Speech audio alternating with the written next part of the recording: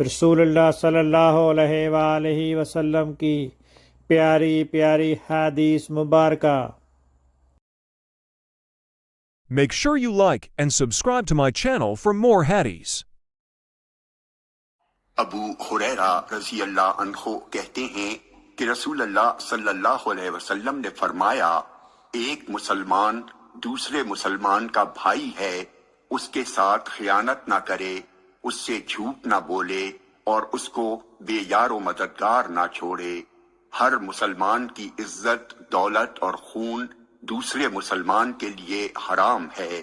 تقوی یہاں دل میں ہے۔ ایک شخص کے برا ہونے کے لیے یہی کافی ہے کہ وہ اپنے کسی مسلمان بھائی کو حقیر و کمتر سمجھے۔ جامع ترمذی حدیث نمبر 1927۔ یہ حدیث صحیح ہے۔ اللہ تعالیٰ اس کے چہرے کو روشن کرے جو حدیث مبارکہ سن کر آگے پہنچائے۔